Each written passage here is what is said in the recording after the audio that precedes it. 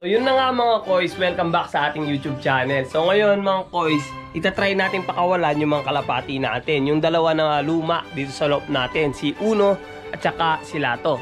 At yan nga kung nakikita nyo, naka-viewing dyan yung mga YB natin. So ililipat natin yung viewing box gawing kaliwa. Kaliwa ba yan? Itong mga ano natin mga koys, mga YB natin magbabanda rito naman. At yung mga kalapati natin, try natin pakawalan. Tingnan natin kung matututo sila na mag-trapdoor.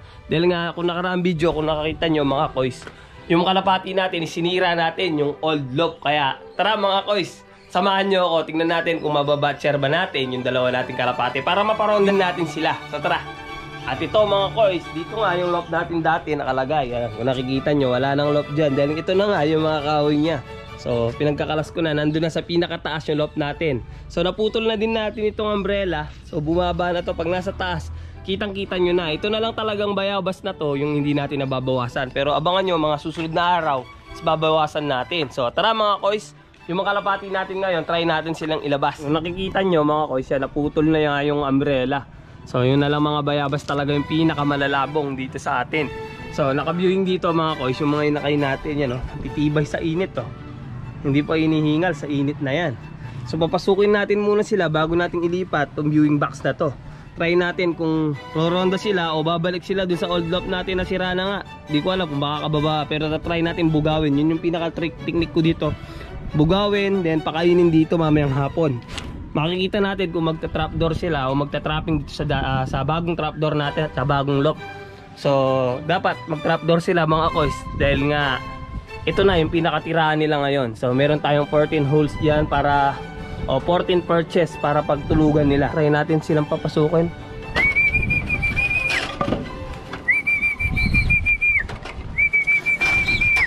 Unang ibon, yan. Yun, bumaba na yung unang dalawa. Yan. Sumunod na yung katlo. Ganyan ang kakakikisig ko mga inakain natin na tatlo na to. Then ilipat na natin yung viewing box. Yun, uminom pa yung isa.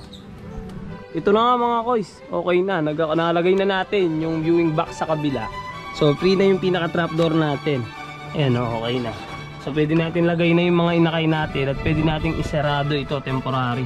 May flyboard naman nandito. So lagay natin, testingin natin dito sa isang inakay. So pwede natin siyang ilagay dyan. Yan, para makapag viewing siya. Then pwede na natin isara. Isara ito.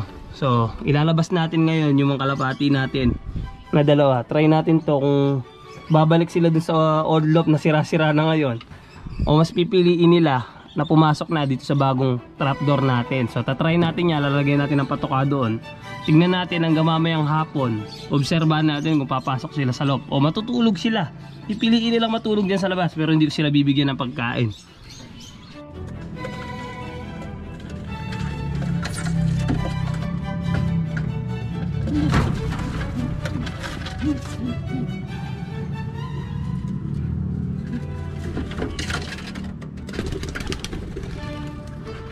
At ayun nga mga koys, rumonda agad yung dalawa natin paglabas natin dito sa pinaka trapdoor.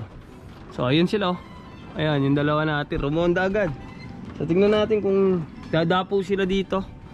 Susubukan natin na batcherin sila ngayon dito. Pero usually dito dumadapo yan sa pinakabubungan. Yan oh, ang tataas nga. So talagang huhaw na huhaw sa ronda talaga. Unang pagkapatong pa lang sa landing board is rumonda na. Tignan natin mga koys kung magdadapo sila dito. So tatago muna tayo. Yan. So medyo mainit mga koys, pero okay lang. Nakikita ko naman yung mga ibon natin na rumoronda.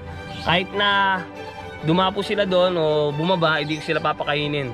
Dapat dito talaga. So try natin na motivation yung pinakapatoka.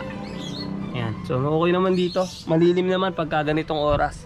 Okay yung mga ibon natin. Naka-viewing pa yung mga inakay natin banda ron. So pinaka-lock na lang nung flyboard yung kailangan natin. Ayan o. So nandun sila sa viewing box. So saktong-sakto din yan. Kitang-kita nila yung ronda ng mga matatanda para matuto sila. At alam nila kung paano gayain. So hintayin natin bumaba. At ito nga mga koys, dumapo dito yung mga kalapati natin. So try natin bugawin dun sa ibaba. Mukhang hinahanap nila yung pinaka-loop natin dun. So wala nang loop dyan. Ito nga mga koys, hinahanap nila talaga yung loop. So bugawin natin. So papuntahin natin ulit doon sa taas. So ayan o, hanap nila talaga yung loop. Hindi nila alam, nandun sa taas. So problema dito kung di sila papasok, matutulog sila sa labas. Try natin tawagin. So ang hirap. Pilit silang pupunta talaga doon mga koys. Binabato-bato ko lang para sumampa ulit dito sa bubungan. Kaso dito sa landing board natin di sila nagagawi. So ito mga koys, uling diskarte. So tinry kong lagyan ng lalaki. Okak. Yan. Haggard na tayo yung loft natin. Tignan natin kung papasok dahil pares na itong dalawang to eh.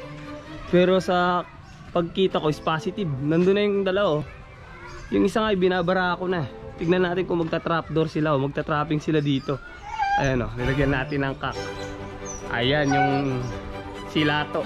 So silato nasa flooring, mukhang tagilid. Pero yung si Uno nasa taas, sa mismong landing board. Ayun na nga mga koys, try nating istikin itong silato. Silato, may posibilidad na maturuan natin dahil na mamaris. Itong si Uno, di ko alam yun, pagod na nga siya.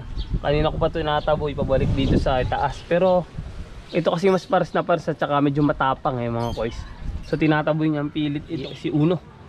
Kaya try natin papasukin to sa stick pagka dumapo sa landing board. So ito mga koys, nasa landing board. Ito try natin. Pasok, pasok. Kung mapapapasok natin, ayun, pumunta ulit dun sa bubungan. So medyo mahirap mga koys. Ayun, babalik na naman dun sa yero. Mahirap siyang itaboy mamaya. Ulitin natin. Binago ko yung lokasyon ng ibon. Tinry ko lagay dun sa mismo mga perch kung papasukin niya. Kasi nahihirapan siya mga koys yung pagpasok. Although naturuan natin silang mag-trapping, kaso mas sanay sila dun sa old loft natin. Kaya tignan natin kung mapapag-trapping natin dito. Konti na lang, bagya na lang mga koys.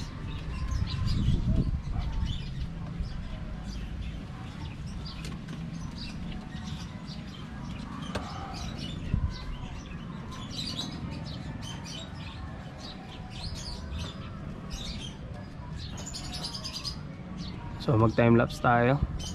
A few inches later. Ayun na nga mga koys. Unang pasok sa trapdoor nitong silato. Ayan. At makikita niya na itong si John Harden. Ngayon mga koys, lalagay natin ulit sa trapdoor ito. Yan. So succeed. Nice one Lato. Yan. Nice one para kay Lato. Para dito sa pagpasok niya dito sa trapdoor natin. Pating gitna sa dumaan mga koys. Di ko lang alam kung nakita, nalate tayo sa pagpindot. Kaya itong si Harden is babalik natin ulit dito. Ayan, para sa susunod na naman natatawagin niya. Yun na naman, si Uno na naman. Try natin kung kaya ni Uno. One eternity later. So ito na nga mga koys, nakatulog ako. So iniwan ko dito yung kalapati natin na si Harden. Ayan siya oh. Pero ito, nagulat ako. Kala ko dito matututo agad-agad. Pero nandito na sa loob itong si Uno mga koys. So napaka goods para sa atin nito dahil pumasok na ito nga mga bigatin natin na kalapati na to. So yung mga tinuturuan natin is marunong na dito sa trapdoor natin. Yung baga ano na lang to, yan, araw-araw na lang tuturuan. So sarado natin yung trapdoor. Yan, araw-araw natin silang tuturuan. So ito yung si Uno mga koys na nandito na nga sa loob. At ito naman si Lato. Ngayon si Lato gigil na gigil to eh. Gusto niya talagang makasama itong si Harden, kaya ibibigay na natin sa kanya. So ito. So bigay natin sa kanya bago na natin tapusin tong video na to. So successful para sa ibon natin. Ito na nga si Harden mga koys, yan oh. Yun oh. So ayun, agad niya nang pinuntahan mga koys. Ito yung dalawang ibon natin. So nagsama agad sa unang pagkakataon. So ito mga koys, ayan, si Lato at si John Harden. So ayan mga koys, hanggang dito na lang yung video natin. So at least pumasok itong kalapati natin na si Uno. So ayan, okay na yun ha.